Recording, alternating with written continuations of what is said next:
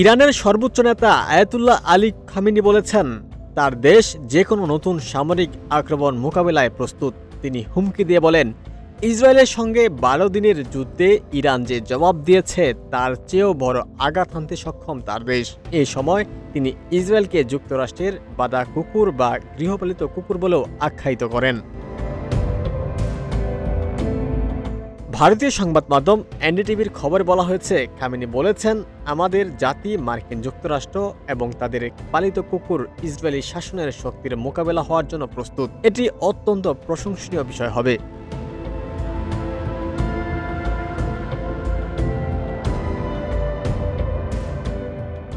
গত মাসে ইরানের পরমাণু ও সামরিক স্থাপনায় হামলা চালিয়েছিল ইসরায়েল ও যুক্তরাষ্ট্র।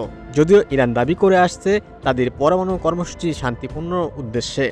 জবাবে ইরান ইসরায়েল ও কাতারে অবস্থিত মার্কিন ঘাঁটিতে হামলা চালায়।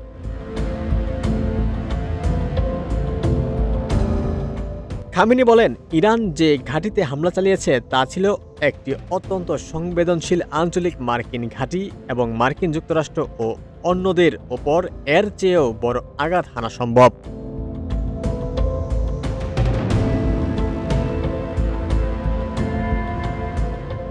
বর্তমানে যুক্তরাষ্ট্র ও ৩টি ইউরোপীয় শক্তি আগস্টের শেষের দিকে চূড়ান্ত সময়সীমা নির্ধারণ করে ইরানকে পরমাণু চুক্তিতে সম্মত হতে চাপ দিচ্ছে। ফ্রান্সের পররাষ্ট্রমন্ত্রী বলেছেন, যদি তখন পর্যন্ত কোনো অগ্রগতি না হয় তাহলে ২০১৫ সালের ইরান চুক্তির অধীনে উঠে যাওয়া সব আন্তর্জাতিক নিষেধাজ্ঞা স্বয়ংক্রিয়ভাবে পুনর্বহালের জন্য স্ন্যাপব্যাক প্রক্রিয়ায় কার্যকর করা হবে।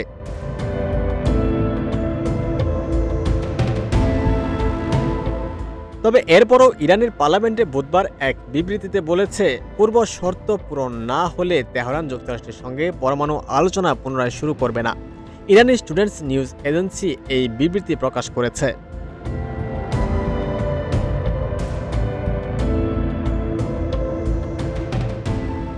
এদিকে খামেনি বলেছেন, কূটনৈতিক ও সামরিক উভয় ক্ষেত্রে আমরা যখনই মঞ্চে প্রবেশ করি তখন আমরা দুর্বল অবস্থান থেকে নয় বরং সম্পূর্ণ প্রস্তুত অবস্থাতেই প্রবেশ করি। তিনি কূটনৈতিকদের নির্দেশিকা মেনে চলা এবং তাদের কাজ চালিয়ে যাওয়ার পরামর্শ দিয়েছেন। উমর ফারুক, ঢাকা প্রকাশ।